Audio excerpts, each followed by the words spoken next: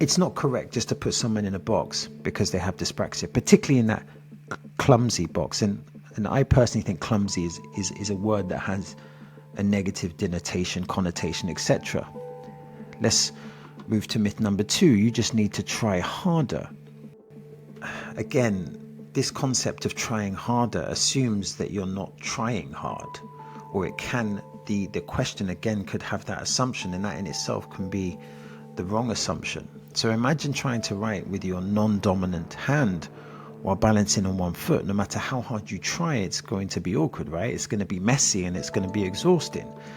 And dyspraxia can feel like that when I'm trying to do things that come naturally to others. So what's the point here? The point here is that effort isn't the issue, it's the way my brain is wired. So when someone says you just need to try harder, they're not having the appropriate empathy because they don't understand the condition. And why would they? Because they don't have the condition. How to explain dyspraxia and neurodiversity to friends and family. Now, before we begin, let's start with the preface that I always do. So I have dyspraxia. I was diagnosed at university, and there is suspected autism as well.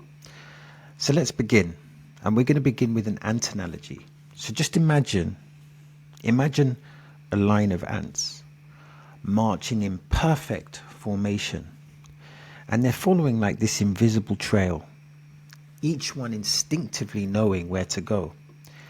Now imagine one little ant. So one little ant out of all these ants marching in perfect trail, and their GPS is just a little different. Maybe its legs are a bit wobbly, or its sense of direction isn't quite the same as the others. And when we say the others, we mean the other ants. So instead of following the line, this ant kind of zigzags, it pauses, it stumbles, and it pauses and zigzags again. But then it finds its own way. And in one sense, that ant, that represents me. Because dyspraxia, like neurodiversity in general, isn't about being broken, it's about navigating the world differently. It's like trying to dance to music that only I can hear, while everyone else seems to be grooving to the same beat. And here's an important distinction, and this is what I want you to take from this story. It's not wrong, it's just different. Let me repeat, it's not wrong, it's just different. But to people who don't experience it from their perspective, from where they're coming from, it can look like laziness, clumsiness, or forgetfulness. And that's where the misunderstanding happens. So let's clear this up. So what is dyspraxia? So let's imagine you're at the dinner table and you're trying to explain this very simple question. How would you explain what is dyspraxia in the scenario of the dinner table? You can smell the food, there is a bunch of small talk, but then this serious question arises, serious but reasonable. What is dyspraxia? So you may pause, and in a perfect world, you may say something like, dyspraxia is a neurological condition that affects coordination, movement, and how the brain processes information. It's not about intelligence. Now, this is such an important point. It's not about intelligence. It's about how signals travel from the brain to the body, sometimes taking detours or arriving slightly delayed. So what does this mean? It means that it can make everyday tasks like tying shoelaces, writing neatly, or even planning and organizing more challenging. And then you might make the example more personal by including a character, because this is always a great way to explain something. So let's take Jack. That's our fictional character. So Jack is great at storytelling and coming up with creative ideas, but when it comes to pouring a drink, his hands don't always cooperate. He might spill water simply because his brain and muscles aren't in sync or as smoothly as someone else's. It's like knowing exactly what to do, but your body moves like it's on a slight delay, like a video buffering just a second too late. So I would say at the dinner table, this would be a great explanation of what is dyspraxia. But then we got there's two folds to this, because then when we say what is dyspraxia, then that naturally leads to the question, what is neurodiversity? Because neurodivergence is naturally a part of dyspraxia. Again, let's stay with the table analogy. So again, you're at the dinner table, you're eating food, drinking, and as others are engaging in small talk, Sally let's say she's to the left, and she's curious, and she's been thinking about this for a while, and she looks you in your eye and she says, what is neurodiversity? And initially you might think, well, that's strange. This is weird, because that's a serious question in a setting that is more conducive to small talk. But again, in the perfect world, you may state the following. Neurodiversity is the idea that brains come in different models, like phones with different operating systems. Some people run iOS and some on Android, and some on entirely different systems altogether. They all work, just in unique ways. So people with conditions like dyspraxia, ADHD, autism, or dyslexia, they experience the world differently. But that doesn't mean there's something wrong with us. Just like a fish isn't bad at climbing a tree, it's just built for swimming. So in that sense, neurodiversity represents someone who does something differently as opposed to doing something wrong. So again, I think this would be a great definition, or a good definition, for introducing someone to neurodiversity. And hopefully that answers Sally's question. So now let's go into the common myths and misconceptions of dyspraxia, neurodiversity, etc. And the first myth is you're just clumsy. Now let's unpack that question.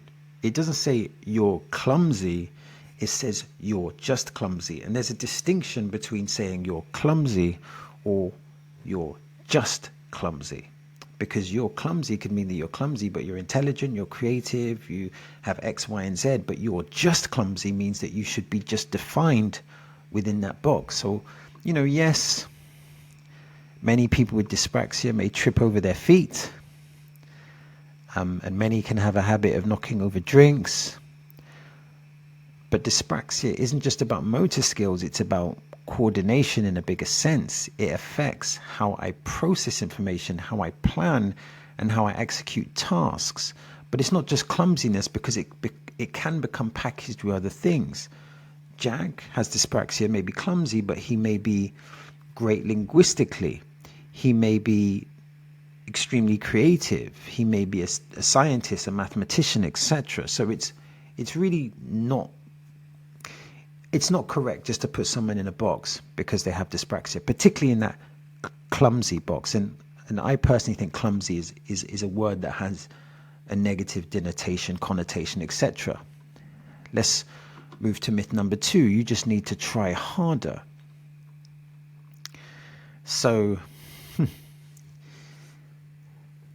again, this concept of trying harder assumes that you're not trying hard, or it can. The question again could have that assumption, and that in itself can be the wrong assumption. So imagine trying to write with your non-dominant hand while balancing on one foot. No matter how hard you try, it's going to be awkward, right? It's going to be messy and it's going to be exhausting. And dyspraxia can feel like that when I'm trying to do things that come naturally to others. So what's the point here? The point here is that effort isn't the issue, it's the way my brain is wired. So when someone says you just need to try harder, they're not having the appropriate empathy because they don't understand the condition. And why would they? Because they don't have the condition. And then we have myth 3, you'll grow out of it. And this is categorically incorrect, because dyspraxia isn't something you fix or outgrow. So instead of saying you'll grow out of it, you may say that you could find workarounds or develop strategies or become more confident. But in one sense, I'll always think and move differently. But you won't grow out of it, because dyspraxia, from my understanding of the research, is a lifelong condition. So if you have dyspraxia in your childhood, by default, you will have it in your adulthood. It's not something that goes away because it's a lifelong condition. A lifelong condition means it's lifelong. And obviously some people may use that statement and they may have a positive intention. So it could, the term "you'll grow out of it" could be said in a positive way, and it can be said in a negative way. And I think it's kind of important to establish the context of how that statement is being said. But regardless of the context, it's objectively wrong. But the important thing is that when you have dyspraxia, from my perspective, it's about finding strategies and ways to deal with your barriers. So for example, because I have poor memory, it's hard for me to follow a workout. Like, it's just difficult. So for me, because of my bad memory, if I don't have a pre-planned workout in place, I won't be able to do it. So the way I get over that is that I will have a pre-planned workout that's already predetermined, so that when I go to do that workout, I can just do it, and then there's no decision fatigue, and then I can just focus on what needs to be done. Because effectively, if I go into a workout and then I'm thinking, should I do this, should I do that, that's decision fatigue. And then I'm thinking about my coordination, and then it just becomes unbearable. But if I've got this preconceived strategy of, okay, this is what I need to do, then I don't have to deal with that. I don't have to deal with that decision fatigue. And decision fatigue is a very interesting thing. Allegedly, we make 200 decisions just on food a day. So decision fatigue is a real thing. And I would argue that even though neurotypical and neurodivergent people engage in decision fatigue or encounter decision fatigue, you could argue that dyspraxia may exacerbate decision fatigue further. So how does dyspraxia show up in daily life? So let's talk about physical coordination. So we've got running, catching, driving, or even walking in a straight line can be trickier than it looks. Let me give you an example. So and I've spoken about this before, when I graduated with a postgraduate degree in social work, one of the reasons why I didn't engage in social work was because I wasn't able to drive. And one of the primary reasons for not being able to drive was the barriers that were presented due to my dyspraxia, which would affect organization and coordination. And remember, because dyspraxia affects fine and gross motor skills, i.e. your fingers and your hands, your hands, these are essential for driving because you're grabbing the steering wheel, changing the clutch, etc. So that's an example, and obviously that affected my professional career. Again, when we talk about fine motor skills, this can affect, using a zipper, buttons, handwriting, and even using a knife and fork. This can be a challenge. And remember that this can affect people in different ways. So, Jack may struggle with his handwriting, or Sally may struggle more with a knife and fork. So dyspraxia can affect people on different levels. And then, of course, we have organization of memory. So if I say, remind me to do that later, chances are I'll forget it unless it's written down. And if it's written down on a random piece of paper, I'm probably going to lose that piece of paper. And then we have speech and processing. So sometimes my brain has the perfect sentence ready, but my mouth gets lost in translations. Other times I need a few extra moments to process what's being said. And that's something that's really missed within dyspraxia, is the processing, because the processing is difficult within the dyspraxia brain. So it doesn't mean that the words are not there, or the imagery isn't there, or the ideas are not there. It's just processing it and trying to, get it from your brain into something legible that people can understand and articulate it accordingly. That can definitely be a challenge with people that have dyspraxia. So how to support someone with dyspraxia? So this is just my perspective. purely from my perspective. So I guess it's awareness. Again, I criticize awareness, but awareness is important, but we want to get to awareness to solutions generally. But I guess it's that awareness of, if I take longer to tie my shoes or find my words, patience goes a long way. So it's about trying to understand what I'm saying, or understanding that, like when I walk, or when I do some minor workouts, I always find that my shoelaces keep going undone, and sometimes I have balance issues. And that's a product of my dyspraxia. That's not me being lazy. That's a product of my condition. So patience is key. Don't judge the stumbles. For me, spilling drinks isn't a major issue for me.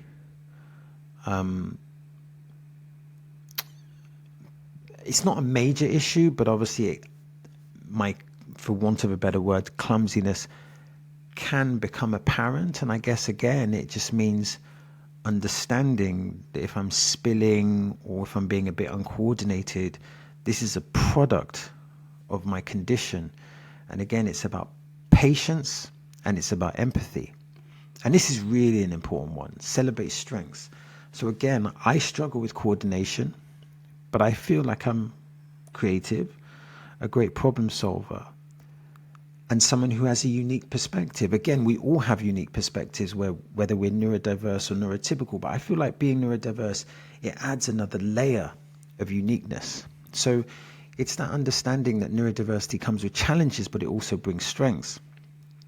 And as someone with dyspraxia who project manages certain projects, so I have an exhibition coming out. So I have an exhibition coming out this year, and I have a book coming out this year.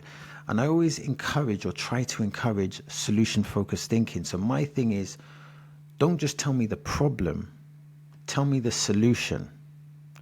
And again, that's how my mind works. It's not just about coming up with the problem, it's about coming up with the solution. And to me, I think that's where my strength is. My strength is not in just identifying the problems, which is important, but it's also about identifying the potential solution. So for me, when I look at other people, I always try to see the strengths. So I try to be consistent in my narrative. So the same way I want you to identify my strengths is the same way I will always try to identify your strengths.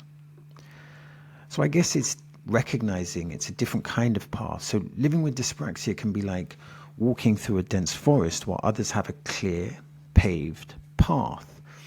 I might have to climb over roots, take detours, and carve out my own trail, but at the end of the day, I'll still get where I'm going. It just might take a little longer. This is where resilience is so important. So if you see me and I'm stumbling, fumbling, or figuring things out my own way, just know that I'm not lost. I'm just navigating life on my own unique path. One step, one stumble, and one victory at a time. Now, if you want to watch more videos on dyspraxia, click here or click here. And if you want to see what we're up to, and if you want to see what we're getting up to and what's going on in the journey, then check out the description box.